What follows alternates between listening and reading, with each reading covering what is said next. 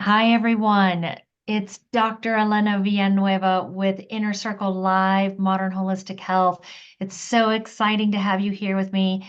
We love these Inner Circle calls that we do twice a month, and we always have such interesting and relevant topics and things that we're so excited to share with you. And tonight, we have an amazing guest speaker that I am super, super excited to introduce you to. We are going to be talking with Michael Stone. And Michael Stone, I want to welcome you to joining our podcast today and discussing with us the power of breath work. Thank you so much for joining us. Well, you're very welcome. I'm very, very happy to be able to have this conversation with you. Yes. Yes, I'm so excited too.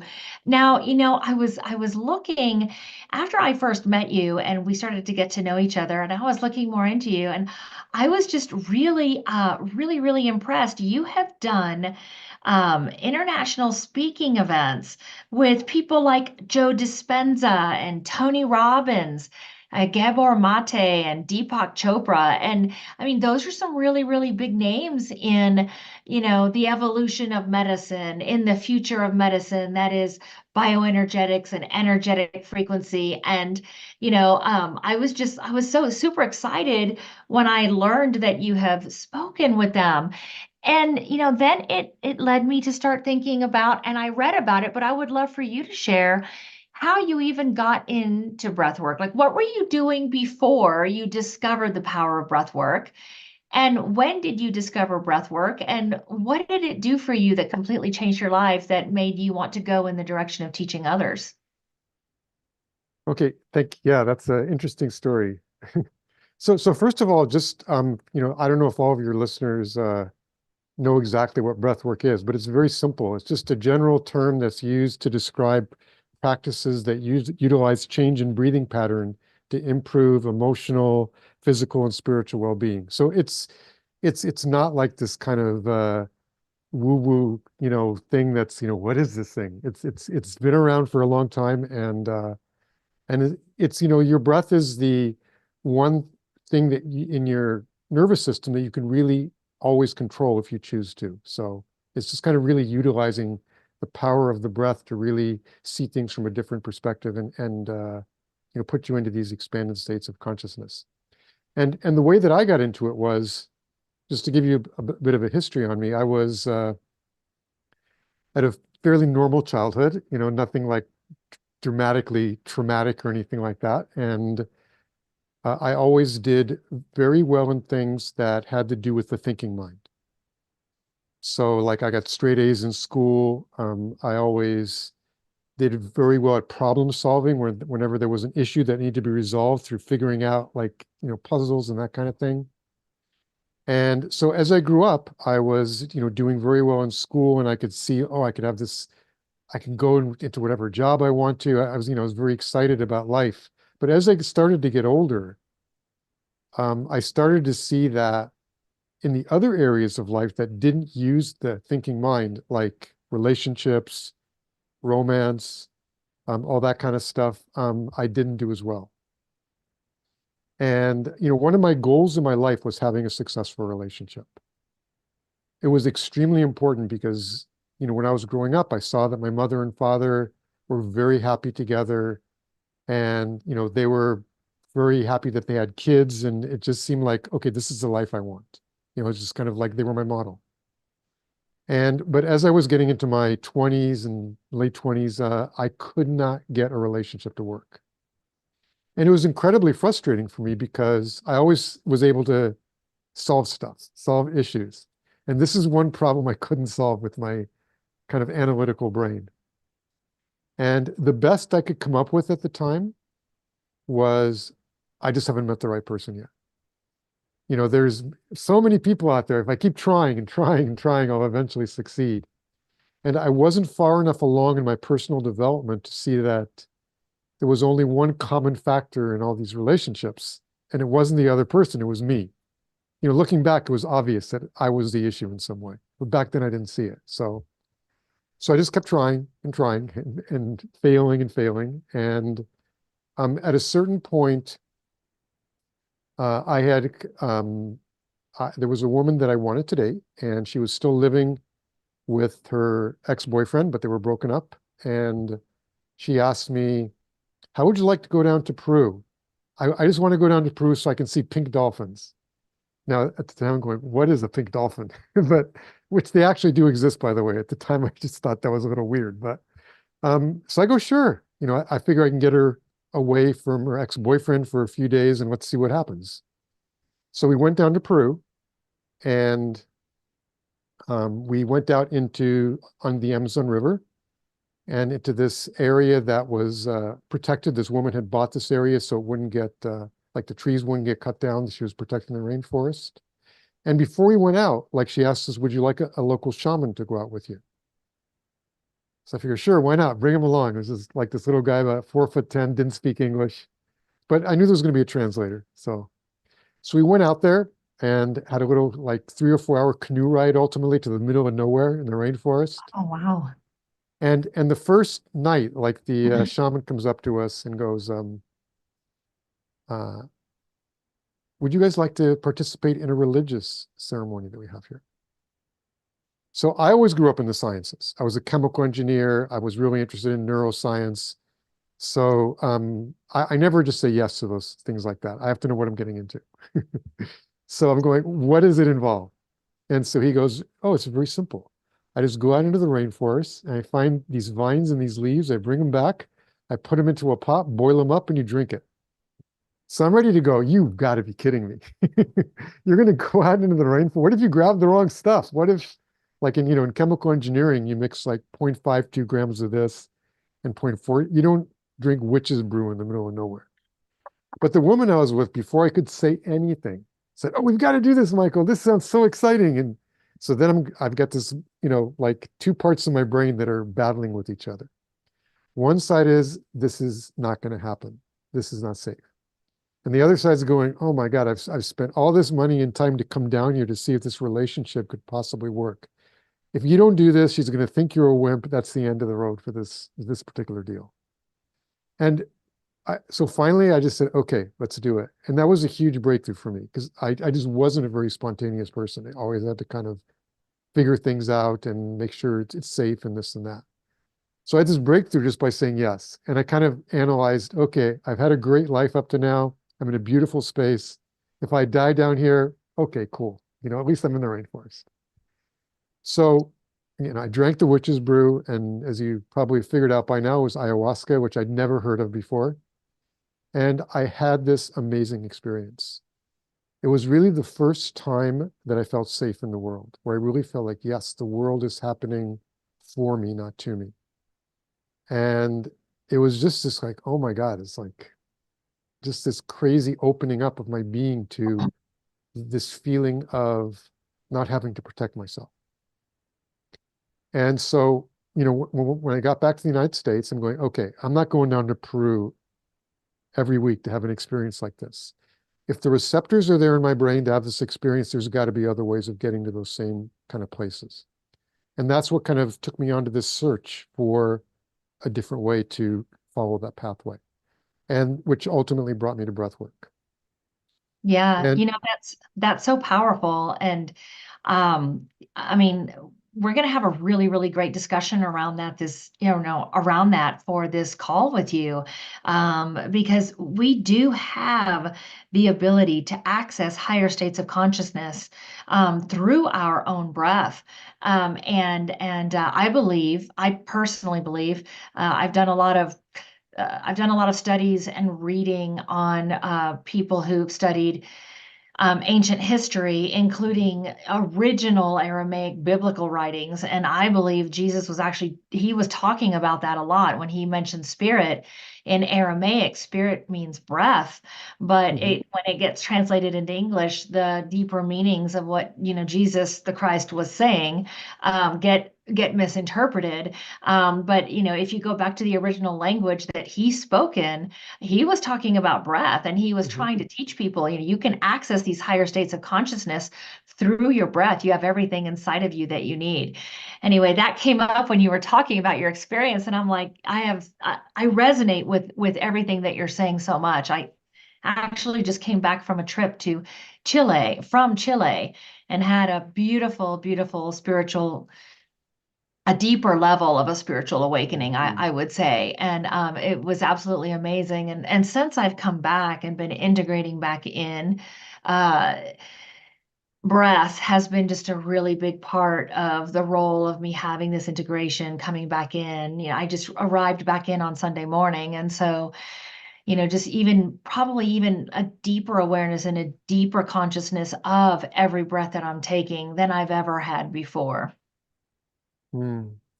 And it's pretty much all of the ancient societies used breath as one of their principal tools for self-realization and healing. And it's reflected in a lot of different languages. Like in Latin, spiritus means breath and spirit. In Hebrew, ruach, same thing. So this is not something new. This is something that's been around for millennia. And it kind of got lost for a bit of time where breathwork wasn't really used. And then in the 60s, it kind of came back with Dr. Stangroff and holotropic breathwork, who, developed it through his research with LSD psychotherapy, and then Leonard Orr rebirthing. And it kind of like since has really started really blossoming where there's, all different kind of offshoots of those breathworks now. It's absolutely beautiful. And I think it's really awesome that, that you have a background in chemical engineering, which my son has a background in chemical engineering, actually.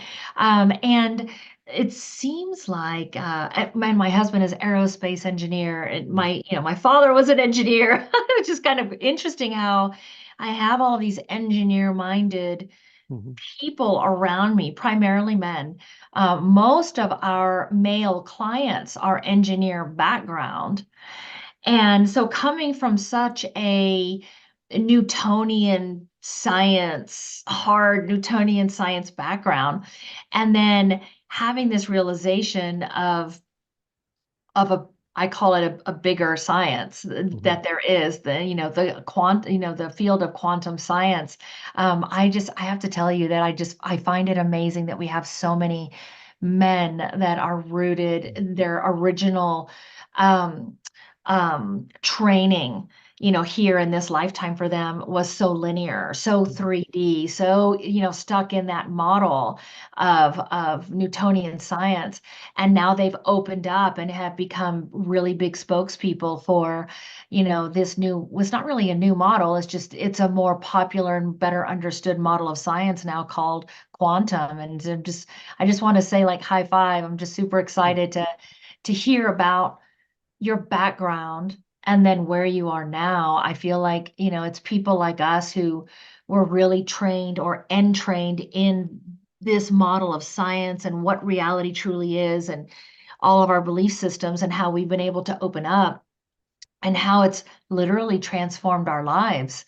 And now we can be a bridge because we can Yeah. understand where they're coming from, the other, people who are looking for transformation. They're looking for things outside them unknowingly, because that's how they've been trained for, so they can have their healing, so they can heal their hurts, so they can heal their trauma, so they can feel at peace, so that they can just feel better living in this human experience.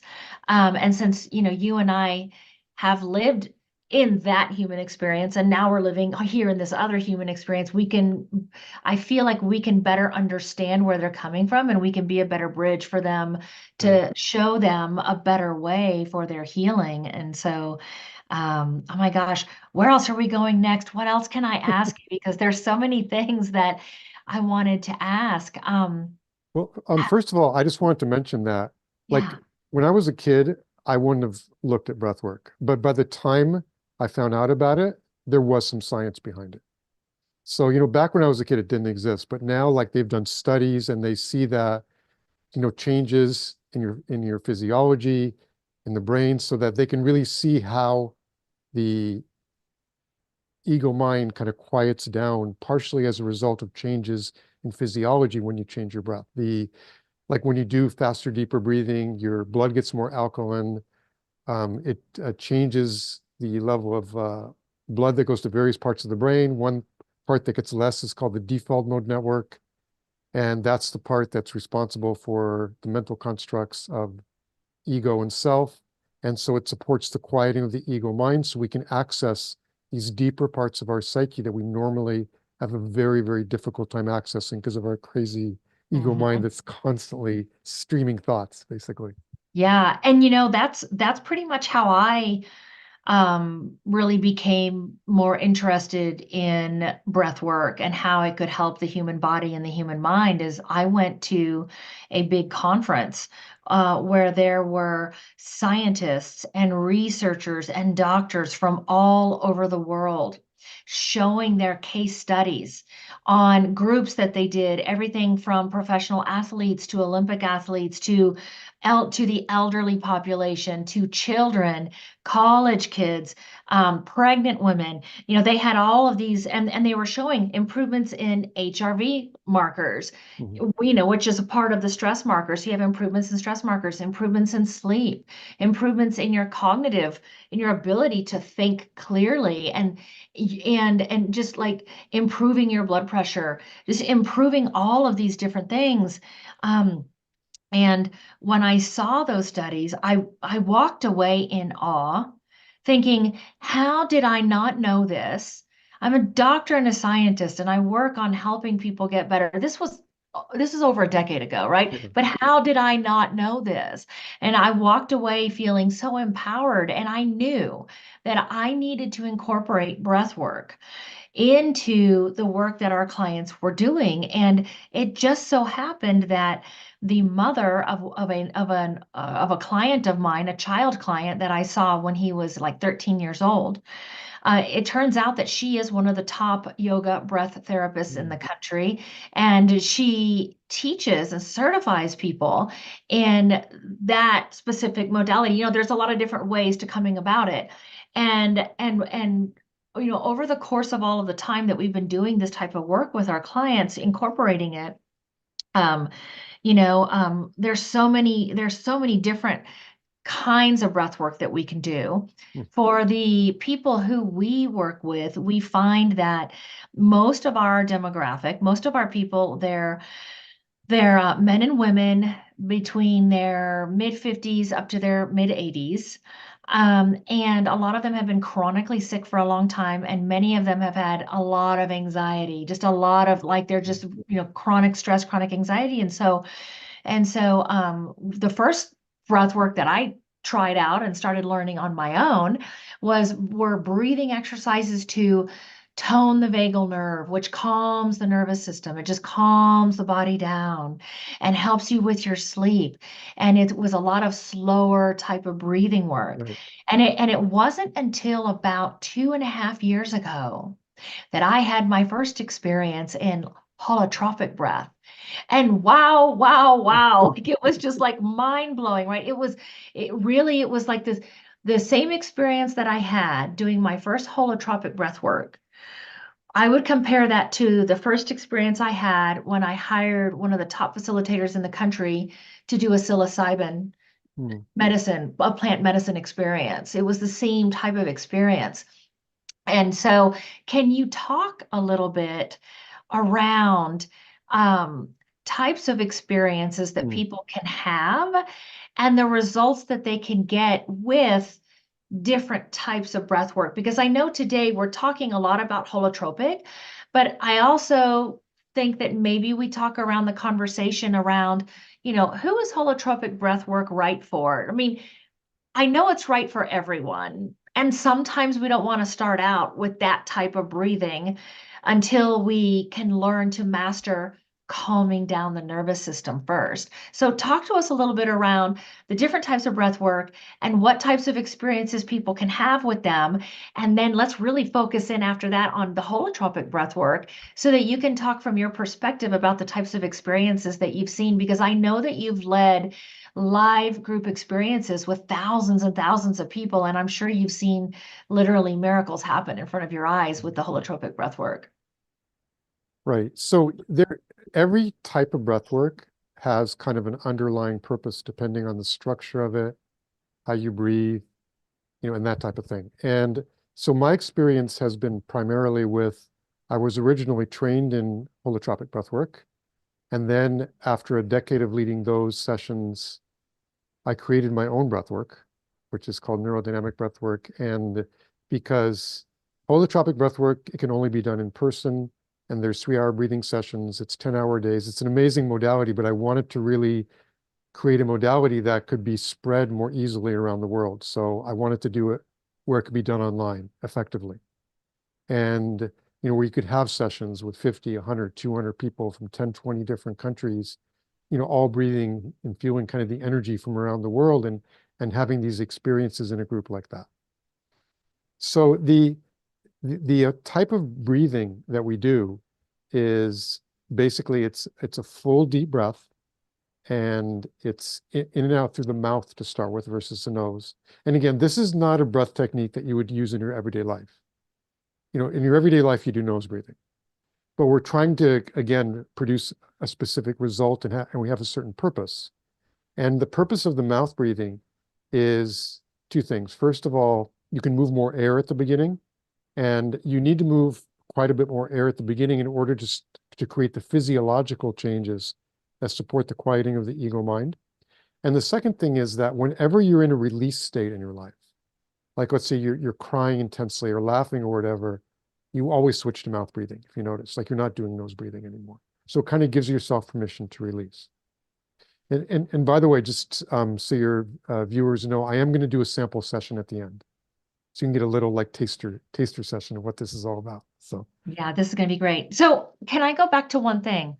Can sure. you explain very simply the science behind how? So, for those of you listening, when Michael was talking about how you'll breathe faster and you're doing a certain type of breathing so that you can like let the ego mind go, let me explain what that means, because some of you may not know what that means. Raise your hand if you're not sure what that means. I just want to make sure that we don't like talk over your head.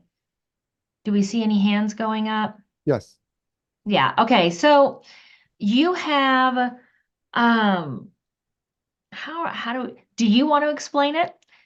Just in a different way to help people to understand Sure. about like what the ego mind is, that they're like what is it that they're letting go of, and scientifically in a very simple way how it's shifting the neurochemistry of the brain to bring you into a calmer state of mind so you're like more in your body. Hmm.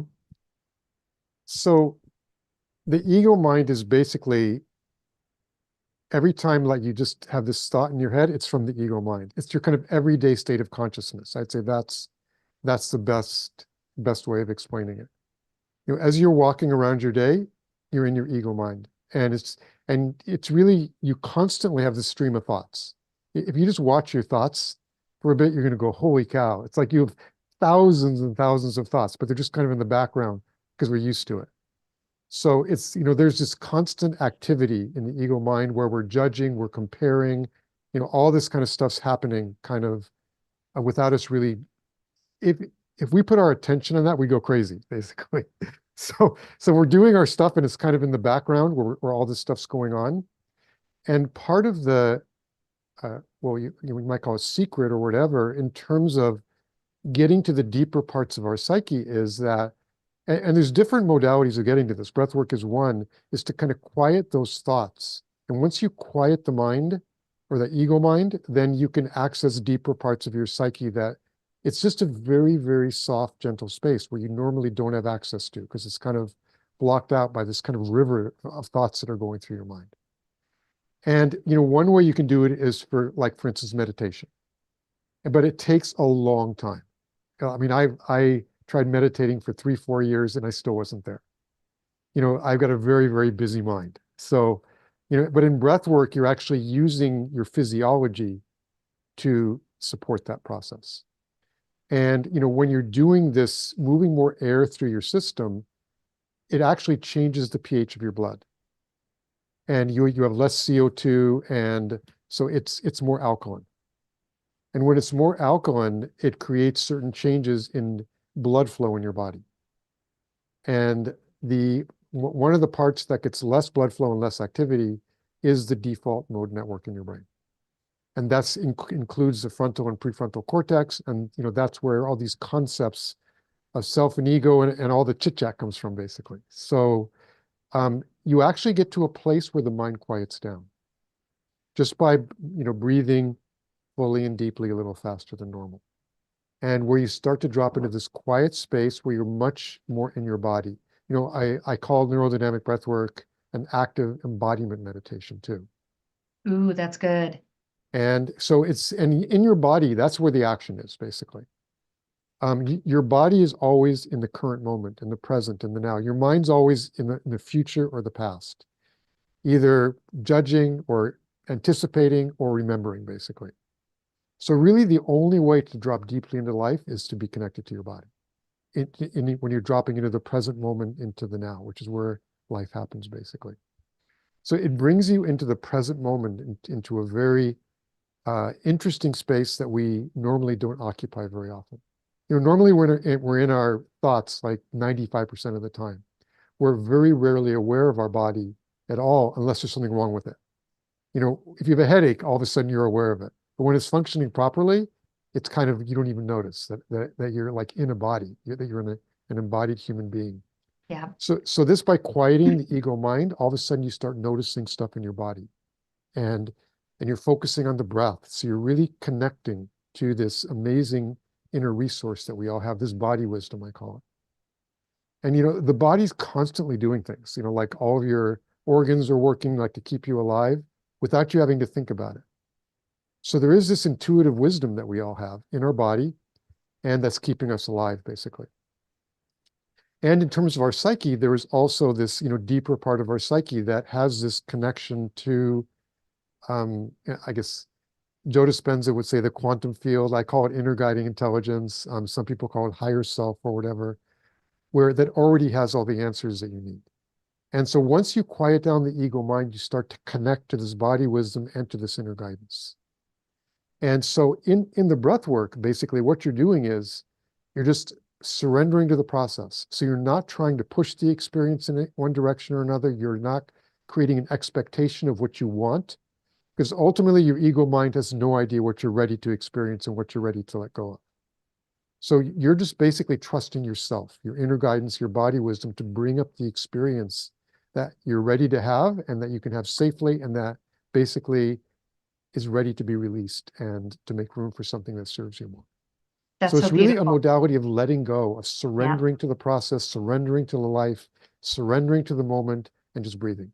It's very That's a beautiful. that's so wonderful. I want to ask our audience a few questions. I'm going to take your hands down for just a second, and then I want you to I want you to put how many of you wish that you could just shut it off. Just shut the mind racing off, just the chatter that it's so loud. Raise your hand or put a one in the chat. Just put a one in the chat if you're one of those. And the reason I ask is because 99% of the people who we see for many, many years now, and this was me years ago, it was very loud in there. And I'd been living with it my whole life. So most of the time I just didn't know any different. I really didn't know any different, but it got very loud sometimes. And I called it mind racing. It just would not shut up. And every now and then I would hear people refer to, like, oh, yeah, I like it when I can just get in a space where I'm not thinking of anything. And I'm thinking, that's not possible. Yeah, we have a lot of ones. There's a lot of you, right? You're like, oh my God, if we could just shut it down. So, how many of you put a two in the box if this is true for you? How many of you believe in your heart of hearts that you have a direct connection with source? You might call that God, creator, source. How many of you believe you have a direct connection with source, but you just have, but you feel like you haven't figured out how to access that? Put a two in the box. You truly believe that you've got a connection, that source lives within you. I mean, you are created from source. So what does that make you? A cow? I don't think so. It makes you source, right? Some people are afraid to say that. But if we're made from source, if we're made from God, then what are we? Right? Who are we at our core? And so we have that direct connection, but we feel like we're all like it's like we're separate. Put a three in the box if you feel like you're separate. I felt like I was separate my whole life. Like I was praying, God, God, help me. Like all the time, praying to the angels, praying to God, like help me, feeling like I wasn't being heard, or maybe wasn't worthy, or maybe I had, because of those sins that I committed, and like, oh my God, I must, like, this is why I feel so separate, and I feel okay. So there's a lot of you guys out there going through this. 99% of us do. Put a 5 in the box if we could, if you're excited about experiencing a way that you can let the chatter go, where things get quiet, and you can then get that direct connection here in your heart, and everything gets quiet, and you just feel, and you feel that reconnection to source. Yeah. Okay. Well, holotropic breath work is one way to do that. And it does take some practice. And uh, there are also other ways to do it. So in our mind body energy program, we spend a lot of time the first 3 months. We spend the first 3 months teaching you how to down regulate your nervous system. And then after that, we go into doing like some guided meditations, and we teach you some different things, how you can do that. You can also do it through plant medicine experiences. Put a 1 in the box if you've heard of plant medicine. It's made a huge comeback all over the world. You've got top universities studying it because it's life transforming. We're talking things like ayahuasca, magic mushrooms, also called psilocybin, MDMA, LSD. We're talking about all of these different, even ketamine is being used, right? So a lot of you are hearing about that. So there's a lot of ways to access. But I think this is the most powerful way, and let me tell you why. Because I believe that source because we come from source, from my perspective, we are source, whatever source is called for you. Once you can embrace who you really are, and you can really, and it clicks with you, and you understand that you have everything inside of you to be able to directly connect, and then come to a place in your awareness where you are navigating your reality, the creation of your own reality in real time, because you're no longer living in the future, in the past. How many of you think that that's so powerful? Put a 1 in the box. I can tell you that personally, and many of you have followed my story. I mean, you know that I almost died. You know I wanted to take my life. You knew how sick I was because I've shared these things with you. You want to know what I've done, and many of you follow me because you want to understand, like, what is she doing? What has she done? What is she doing? She's reverse aging. What is she doing? I'm not doing plastic surgery. It's this type of work. It's learning how to gain a deeper awareness of being present. And I'm actually in states now where I can lose the chatter at will. I can take a single breath and I can shut it down, and I come right back inside my body. And I feel like I am an antenna with direct connection to source, because source really is in me. Source is not up here, source is in me. And I can access that just with a breath. And it's not until we can learn to shut down the chatter and master our own embodiment that we can learn to literally in real time start to create the reality we desire instead. So I'm so glad that you guys are very excited about this. And I want to turn the mic back over to you, Michael. I thank you for giving me an opportunity to ask some questions, because I know a lot of the beautiful humans that are on our call are our clients. And so I just, I wanted to make sure that we can kind of also talk to them where they're at, and Mhm. and help them to see other benefits that I thought that they were going to want. That, yes, I can see that here. And I want to turn the mic back over to you, because I know you have a few other things that you want to share before we get into an actual experiential experience tonight. Oh, thank you. So, okay, first of all, let's go back a couple steps. I just wanted to kind of complete the whole story. So when I came back and got into breath work, I, as I said, I ultimately started with holotropic breath work, then developed my own breath work later. But in like 4 or 5 sessions in, I finally got to the bottom of why I wasn't able to have a successful relationship.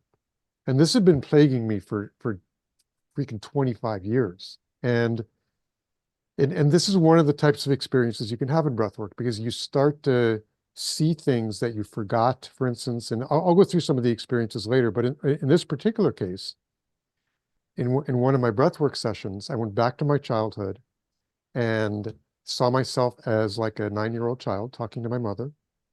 And both of my parents are German Jews, so they were kind of Nazi escapees. And when I talked to my mother, I was like, oh, what was your childhood like? Just a little kid. I was curious.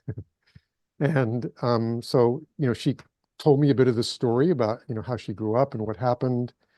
And, when she told me this story, basically, of how, she had, grown up in Germany, her family had been kind of major players in the town for centuries.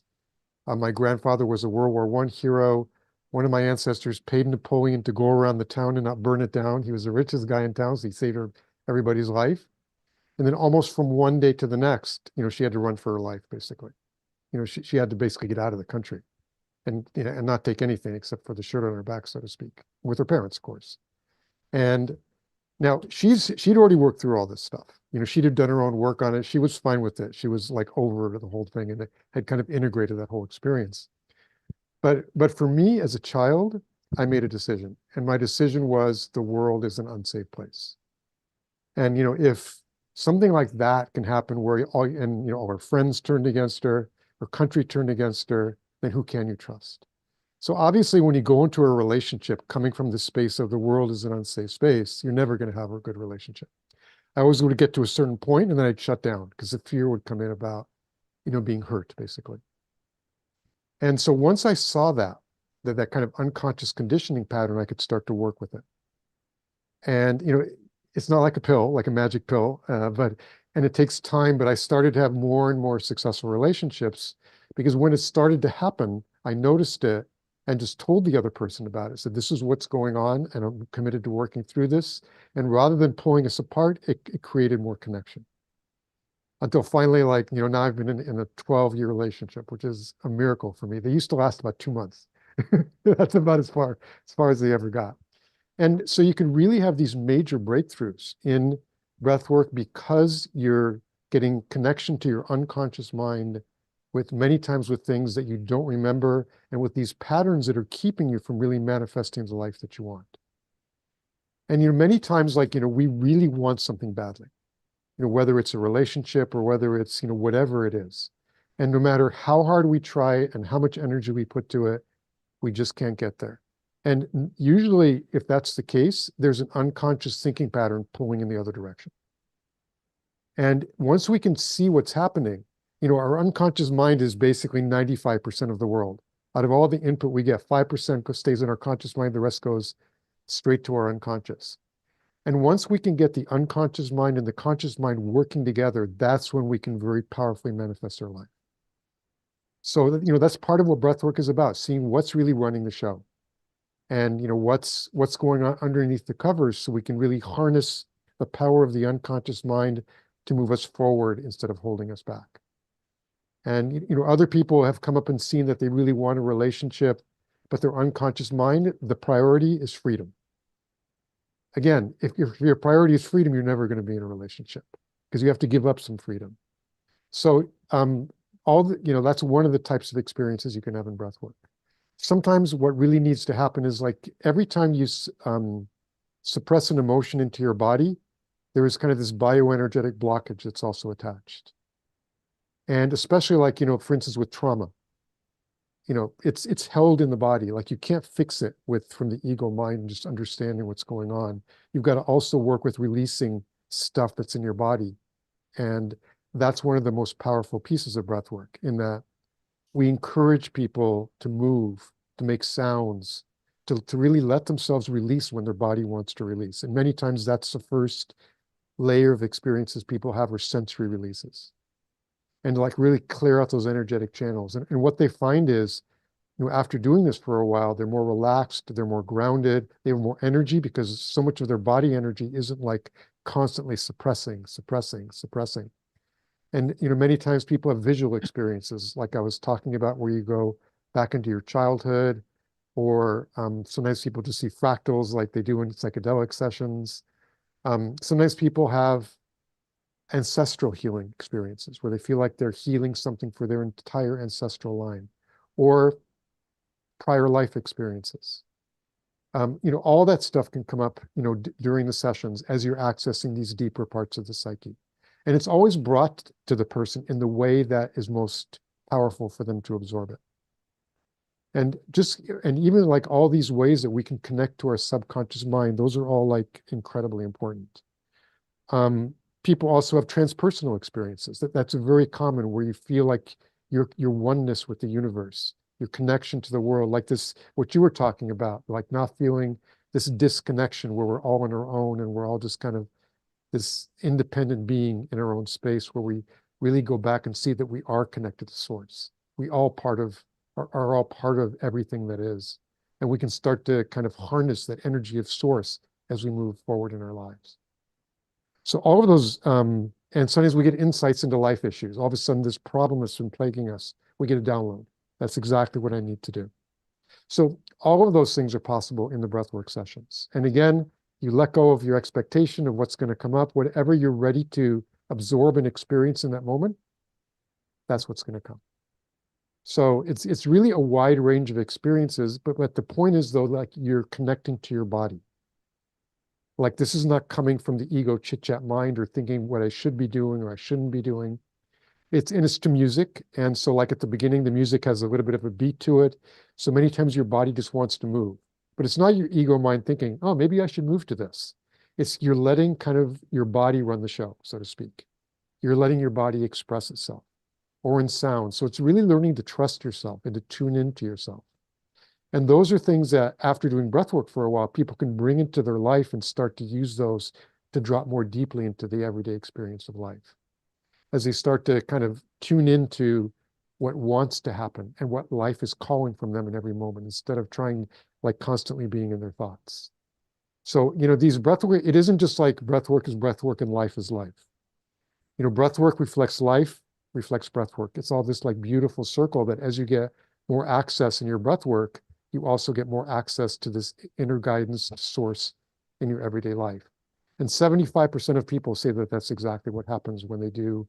And again, right now I'm doing these online neurodynamic sessions that I've developed. I'm focusing on that. And 75% say that they feel more connected to their inner guidance. 85% say that they get relief from trauma. And also in the 80s is anxiety. I think it's 87%, 67% relief from depression. More than half get more clarity on their purpose in life, have better romantic relationships, feel more calm and more centered in their body. So, all of these things are kind of a consequence of being more connected to your body and being more connected to your inner world, basically, and being able to tune in and really looking for the answers inside instead of depending on the outside world. Generally, we look to the outside world for the answers that we need. And it's kind of like we live in this almost like soup of disempowerment. And when I say that, is like, it's not in this culture's interest in having us feel happy and self-empowered and feeling like we can create our own happiness. Because if we did that, we wouldn't buy anything. It's more in the culture's interest in, like, if you see a commercial for a car, they'll tell you, you're not happy now, but when you buy my car, you're going to be incredibly happy. Just buy my car, or get a bigger house, or do this or do that. And we're constantly running around trying to find something outside of ourselves to make us happy. We never get there. And, it's like the answer is always just right there within us. But we're in this kind of soup of disempowerment that we have to kind of be able to step out of and kind of see where we are. And that's what breathwork really helps us to see. Yes, we have all the answers within. We can create our own happiness. We are basically the creator of our own reality and the creator of our own lives. So that's really the power of the breath, really, like, to really bring you back to this power that we were all born with, but we're kind of like conditioned to believe that we do not have the power to create our own lives anymore. So that to me is the biggest thing that I've gotten out of breath work. I understand that I can change my reality. I can change the meaning that I attach to things. I can change how I experience life. That I don't have to, like when I'm in a relationship, it's completely shifted. It's like I now come from a place of what can I bring to this relationship, not what can I take from it. And I know that when I bring myself to life, it all comes back 100 times.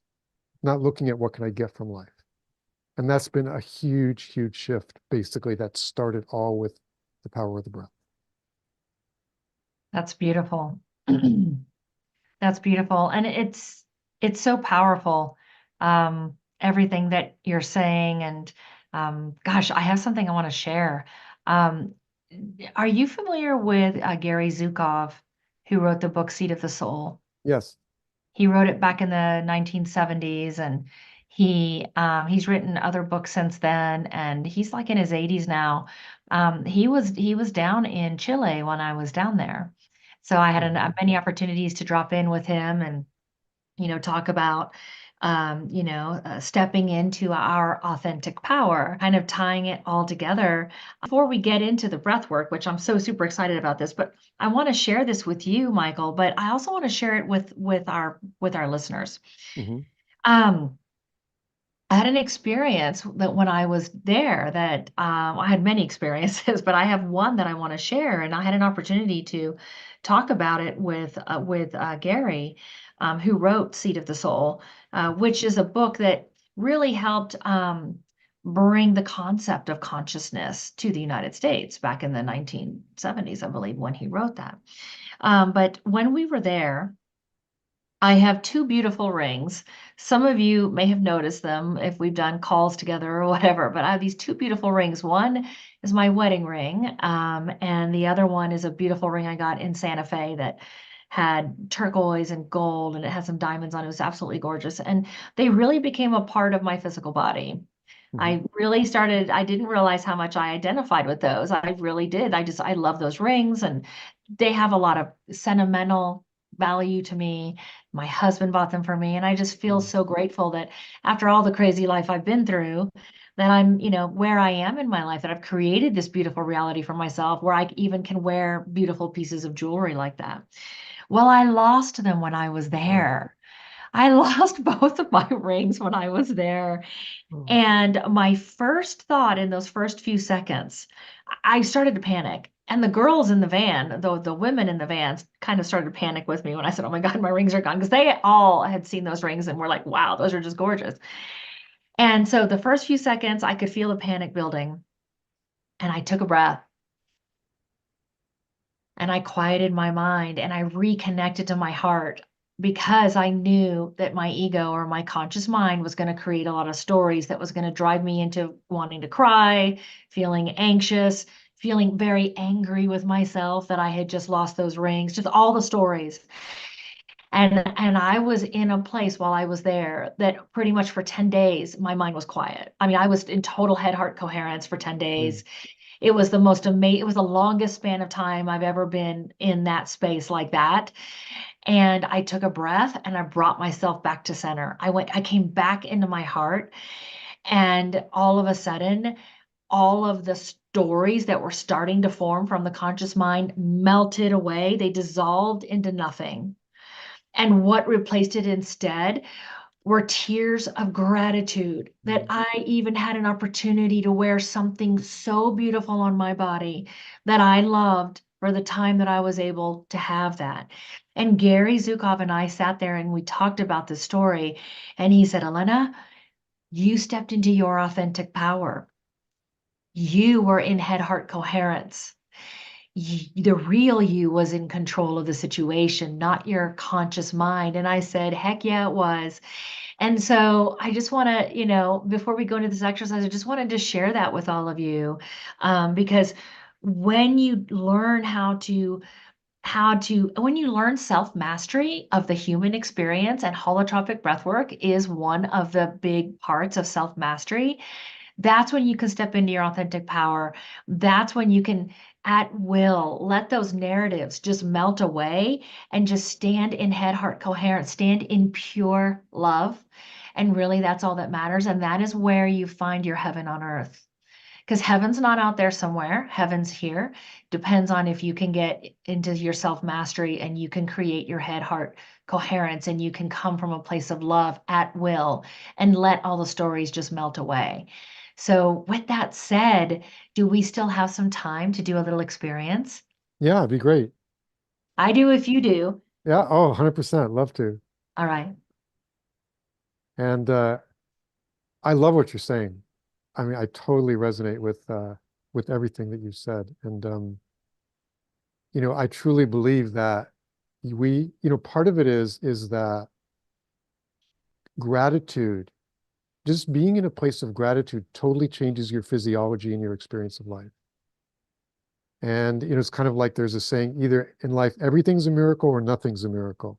And life is a miracle. Just the fact that the one in like gazillions of whatever possibility that you are alive in the first place, and just being able to experience all the stuff we can in this incarnation, when you can get out of your ego mind, there's just this incredible beauty that's always all around us, that sometimes as we're walking through life, we just, don't see it anymore. And that's, one of the benefits of, like you're saying, being able to quiet the mind and really being present in the moment. So yeah, I totally resonate with everything that you just said about your trip. So Thank you. Thank you.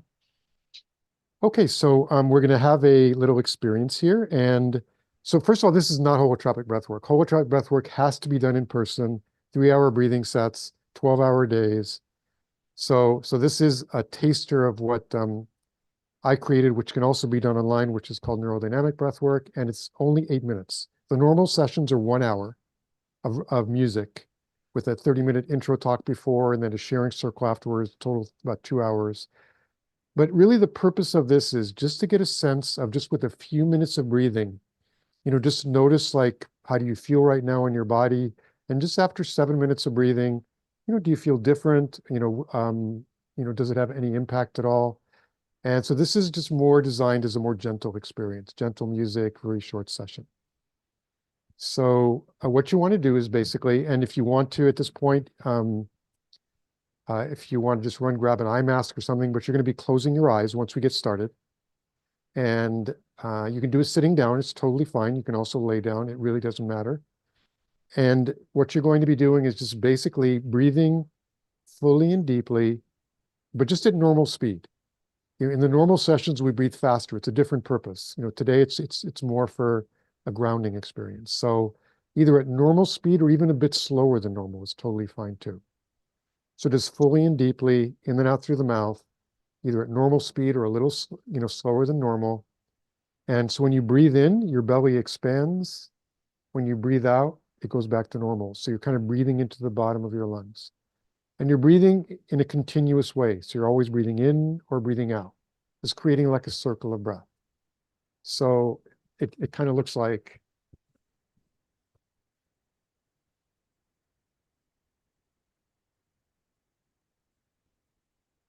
so you can see like my belly's expanding when I breathe in. It goes back out when I breathe out. And just normal pace. So it shouldn't be stressful. It should just be kind of enjoyable, just kind of taking in the breath of life. And you want to let whatever wants to happen, happen. Like it's possible that your body might want to move a little bit. If so, totally fine. You might want to make some sounds if you're, especially on the out breath. Sometimes people like to go, or something like that. And just allow whatever wants to happen to happen. Or you might just be in a quiet space. It's all fine. And that's it. And when it gets towards the end, it'll be very gentle the last couple minutes. And if your body wants to come back to normal breathing, it's totally fine at that point.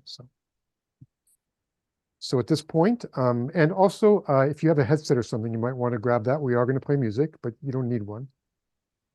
And so at this point, if everyone can close their eyes and just take a moment and bring your attention into your body.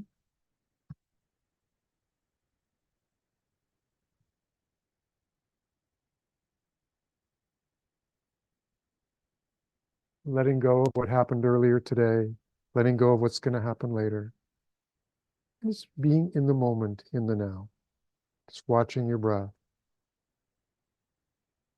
gently flow in, flow out.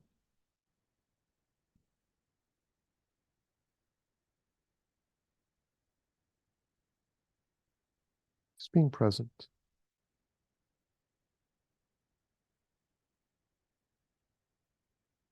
And now deepening the breath a little bit. Starting to take full deep breaths in and out of the mouth. And again, you have your eyes closed at this point. Taking full deep breaths. Just at normal speed, or even a little bit slower. If you want to make a little sound on the out breath, that's fine, whatever feels right. Full deep breaths.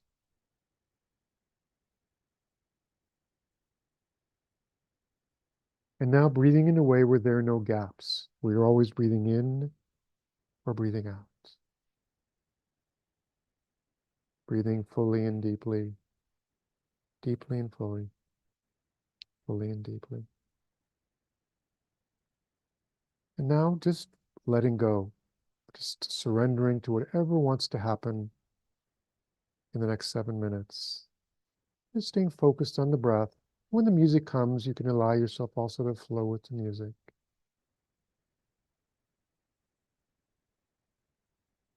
Breathing fully and deeply now, deeply and fully. And in a moment, the music will begin.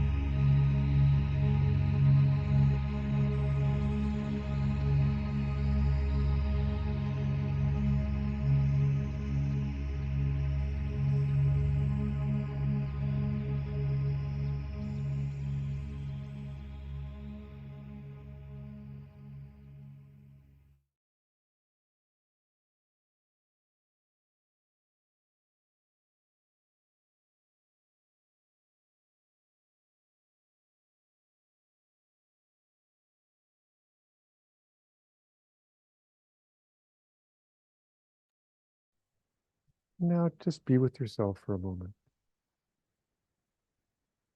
Feels right, you can close your eyes again and just bring your breath back to normal if it isn't already.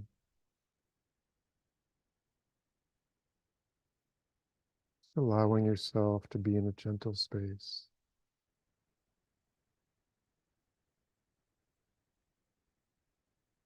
If it feels right, just take a moment and put your hands on your heart.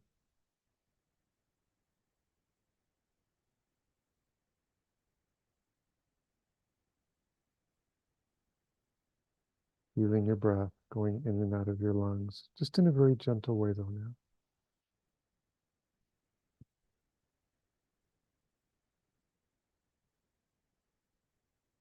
And just noticing, does your body feel any different? Has your mind quieted at all?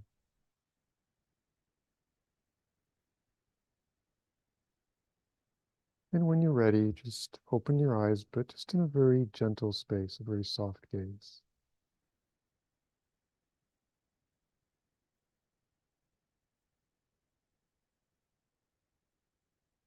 All right. That was a teeny little taster session. Thank you for that. That's beautiful. Um, I absolutely loved that. I I wanted to if we have any questions, if you guys want to ask in the Q&A, we can take a couple of questions before we go. And Jitka was wondering what kind of music that was. And so Jitka, I put something in there for you, but Om is known as the original vibration of the universe. In fact, Greg, my husband, who is the aerospace engineer, he's a rocket scientist, basically. He recently found, I don't know if it was NASA or who it was that actually they have recordings of the sound of the universe, and it does sound like that. It's a very deep, it's a much deeper ohm, but they're beautiful ancient sounds, and it's okay if some people don't like certain styles of music. Like I don't like country music. I think I just don't it doesn't work for me. Then we can always find different music that we do like, so that we can get started. And I invite you. All of you to explore some of the more ancient sounds, some of the more tribal sounds. There is actually science behind it. We're talking about toning and vibration and the hertz frequency of a lot of these sounds. Our bodies are made ultimately of energy, which can be measured. And these sounds can shift the bioenergetic frequency of the body. And in addition to that, when you have that drumming that you hear in ancient music, or shamanic music, that drumming, it calms the nervous system and puts you into a state of deep relaxation. And so there's a lot of funness. So I invite you to explore some of the new stuff, but stay within your comfort zone, of course. So why don't we take a few questions? Oh, and by the way, Michael, before we do when we only have, I think, three questions, but can you let us know what special offer that you have for our audience? And don't worry, if you can't write it all down, we're gonna, just like we always do, we're gonna send you the replay within the next 48 hours, along with a recap of today's talk. And we're gonna send you the link, whatever link Michael has to his special offer. But do you want to talk about it for just a second? Yeah, sure. So what I'd like to offer you is to do a free session of my breath work, and it's a 2-hour experience. And the URL is just breathworkonline.com/free. So that's fairly easy to remember, but Elena's going to also, send it to you. And so you can really experience, what it's like to breathe for a whole hour. And the music, as Elena was saying, can be very powerful. And this is not like, this was very gentle music just because, we're doing a short session. And this is kind of the music that we have towards the end of the session, but we start with some tribal music usually, and then it kind of builds to this intensity and then drops down into heart music and then more meditative music like that last track. So there is a science behind the music, and the purpose is to really support your psyche in diving as deeply as possible into whatever experience it is basically bringing to you during the session. Each session will be a totally different experience. So like it's not repeats and oh, the same thing's going to happen. And so that's what kind of to me makes it like fun. It's like going to Disneyland, but the rides are all different each time. You don't know what's going to happen. Yep. I like to say that when you can get out of your head and you can access the wisdom, the innate, infinite God wisdom of your heart is going to give you what you need every time. Yes. So Jamie in the Q&A said the moment that she put her hand to her heart at the end, she just released and started crying. Yes. Yes. Yes, and this was only 8 minutes. When you were able to let go of the death grip of the ego, which we don't even realize that we have the death grip on the ego, but we do because this is how we're all raised. We're raised, that thinking that this is where everything comes from. This is so finite. What's between your ears is so finite. It's oftentimes so wrong, and it's really pretty ignorant. And but you have everything you need. Your infinite wisdom is right here in your heart. It's your direct connection to your God self, to source. And when you can connect to that by disconnecting to the monkey mind, your body, your infinite wisdom is going to give you exactly what you need. And it's very likely that there will be other sessions where you start to cry and release, and allow yourself to do that. If there's a part of your body that starts shaking, that's good. It's somatically your body's releasing stuck trauma that could be generational or from your lifetime. If you feel like making noise, make the noise, allow that to come out, because you may have trauma stuck in your throat that's causing your thyroid issues, right? Like you may have, there may have been something from your lifetime, an experience that has not allowed you to speak your truth. And so you may feel like moaning, you might feel like crying, you might feel like laughing. The very first time I had an experience, I laughed for an hour and almost peed myself. I laughed so hard that the facilitators at first thought I was crying. Mhm. And so like all of this energy just came flowing out of my body in the form of laughter. And I've had other times where I just bawled my eyes out. Yeah. And it was, but a lot of like happiness. I felt so much love, this intense love, like my heart just cracked open with that breath work, right? And it just made me just cry, just a lot of self-forgiveness, a lot of self-love, a lot of self-realization started to come from that. And so, Jamie, good job, honey. And I encourage you to give Michael's course, Michael's class a try. And then Angela, yes, your mouth can get dry sometimes from breathing in and out of your mouth. Michael, can you make any recommendation? I know that I live up in the mountains, and so when I do breath work, um, and I don't know if this is correct, so maybe you can help me with this. But just with a little bit of understanding that I have of mouth breathing versus nose breathing, I know you get more oxygen perfusion when you breathe through your nose, and it's so dry up here. If I'm doing a longer breathwork session, I'll alternate and I'll just like close my mouth, and I can actually breathe just as well through my nose as I can through my mouth, probably because I've done some training around that. But what is your solution for that if someone is living in a really dry area? So there's two things. The first of all, there are products that you can use to resolve the issue. One's called biotin. You can get in drugstores. Some people just like to swish their mouth out with coconut oil or olive oil before. But the other thing is that in the longer sessions, and again, this is all about you like dropping into your own power, basically.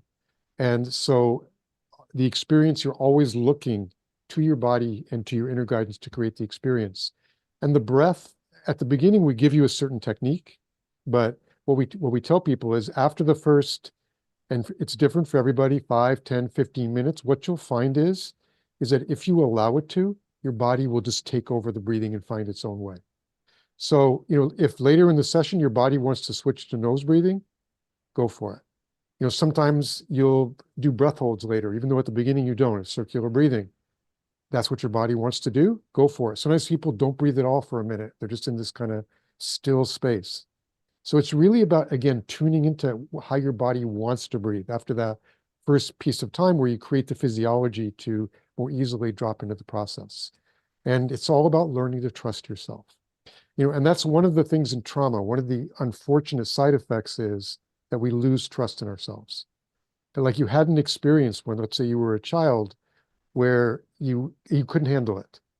And the same experience with different children, one will be traumatized, one won't, because different people have different resources, different levels of resources. But ultimately, when that happens, you can get the sinking pattern, I can't handle life.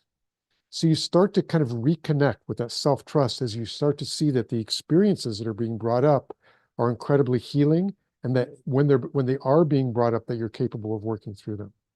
So it's really like, a very trauma-informed modality and a way of reconnecting with yourself in a very powerful way to really trust yourself, let your inner guidance kind of, I would say another way of saying it is seeing through the eyes of your heart.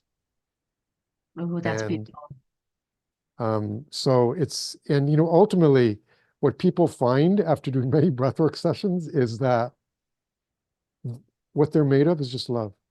And all this stuff is layered on top of it, this anxiety, this scarcity that we're feeling, this kind of, sometimes we feel like, if it's kind of us or them kind of thing that we hear about all the time. And, when we can get underneath that, we see that that's not really who we are. Again, all we really are is love. And when we connect with that, it's a very, very powerful experience. And again, this is not these things don't happen overnight. You've been conditioned for so many years in different ways. So, but it is a journey, as everything is in life. And there's mountains to climb there where you can have darker experiences when the shadow comes out and wants to be released. Some are blissful. And it's really about, it's a lifelong journey, really, of staying connected to your inner world and being on this adventure of inner discovery. The inner world is where life happens, not in the outer world. You're creating meanings constantly of what's happening in the outer world, and that's what creates your reality. So it's kind of like you have a film projector and you're trying to change your life on the screen by doing something on the screen. It doesn't work like that. You've got to go to the projector. And that's what's happening when you're in your inner world and doing this. Yes.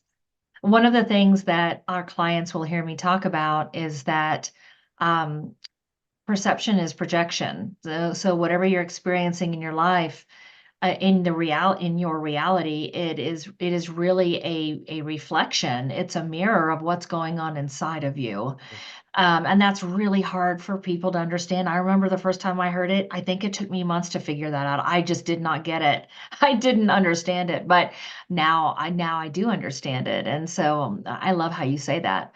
Um, I think we've got one more question. Do you have time for one more? Yeah, All right. absolutely. Uh, Marilyn, thank you for your question. She's asking if neurodynamic breathwork can help with tinnitus. Um, Basically the underlying concept is that many times when we have physical ailments or physical conditions, there's an emotional component to them. And so we do have situations where people, for instance, get relief from chronic pain because the emotions are released that are kind of connected to that.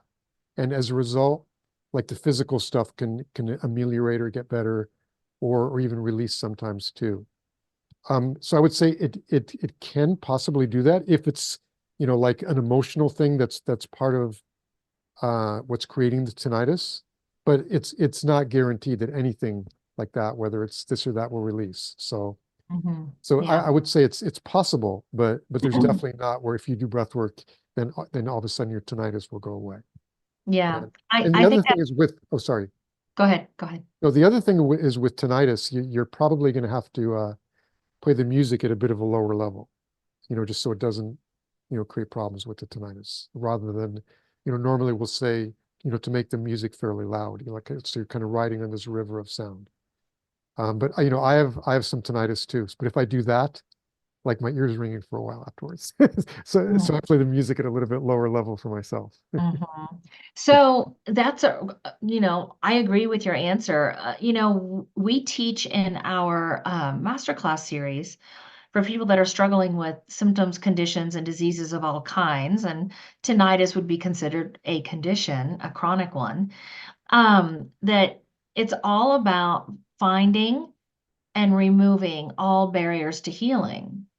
And barriers to healing don't just include the environmental things in the 3D world, they also include your thoughts, your unresolved trauma, your unprocessed emotions. Those can be just as toxic, right? Put a one in the box if you know what I'm talking about. We can be our own worst enemy. Like we can make ourselves sick through our thoughts alone, Yes. right? I mean, we really, really can. And so it's really important, and this is why we teach this in our 5-part series, is that we want to uncover and address all barriers to healing. And by addressing it, we're talking about removing it. Now, with tinnitus, you know, if you haven't been checked for mold already, you know we do the toxin bundle. Let's check you for mold. Let's check you for environmental chemical toxins, and let's check you for heavy metals. Let's also check you for different pathogenic infections that you could have living in your body, viral, bacterial, different things like that, because those things can certainly cause an issue, either directly causing the tinnitus or because they are causing nutritional deficiencies in your body. For example, some of the B vitamins. You could be having nutritional deficiencies because you've got leaky gut and there's no amount of B vitamins that you can take that's going to get enough in your bloodstream. Or you might have certain genetic issues where you need to take a certain form of folate or a certain form of B12. And once you do some deeper investigation, then we can better figure out what are the most likely possible root causes of the tinnitus. And you may find that there's a little bit of everything. You might have some trauma. We better work on that, especially if, this is really interesting, Michael. I don't know if you're familiar with the bioenergetic scans, but you can do bioenergetic scans now. And we also offer that for our clients who go through our programs. But I found it fascinating that like on my own scan, the first time that I did one, the area around my ears, so my bioenergetic field around my ears was showing like purple, like there's like alert, alert. And when you dig further into it, it talks about not being able to hear something like something that was very traumatic. Well, when I was really little, I remember my parents arguing, and I heard a lot of things growing up that I probably just didn't need to hear as a child. And consequently, I always grew up having ear issues. I had ear infections all the time. I don't hear very well. But yet when I take a test, a hearing test, they say my hearing's fine. So it's really interesting because the bioenergetic scan picked up on emotional trauma that I had stored that was here in the ears. And so, come work with us if you're not already working with us, and let's see what we can do. And then, if we find energetic stuff that's related to that, then Michael and we can maybe collaborate together to help you in that area, because we don't do holotropic breath work, but we do other energetic work. So together we could probably put our heads together and do something really phenomenal with you in that area if we find that there's stuff going on there. Right. So anyways, thank you so much for joining. This was so much fun. And I would love to get back on and do another call. So because I feel like around breathwork, there's so many topics that we can dive into around breathwork, that I think would find, that I think our listeners would find fascinating. So I want to be respectful of your time and let you go. But again, I just want to give you my deepest gratitude, Michael, and tell you thank you so much for joining us and sharing your passion and your knowledge with us so that we can help together, we can help people find answers and solutions. And just a final word, and that is that everybody has their own unique purpose in life. Ultimately, there's only one job available in life, and that's being you. Everything else is taken. And, many times that's covered up by all these thoughts, by all these things where we've been told we can't do things, we're not any good at certain things and this and that. And really the only way that I've found that you can truly connect to your purpose and really feel the passion is through doing inner work. It doesn't have to be breath work. Many people use meditation or other, types of pathways, but doing the inner work is so important with connecting with who you are and what ultimately your unique gift that you have to bring to the world. And so I really encourage you, find the pathway that works for you, whether it's breath work or something else, and really, give your gift to the world. My belief system is that's what we were brought here to do. And no one else can do it in the way that you can. And even like for, if some people feel like they've been traumatized, they've been, all this stuff has happened to them, even just sharing your journey of how you've gone through certain things can inspire other people to do the same. So it really doesn't matter what your past was or whatever. Your unique purpose can still, allow other people to expand and grow. So find your purpose, shine your light into the world. That's so beautiful. Thank you so much. Have a wonderful evening, and I will talk with you soon. Bye, everyone. Thank you so much for joining us for tonight's Inner Circle. We'll talk to you in a couple of weeks. And Bye. yeah, thanks for having me on. Thank you.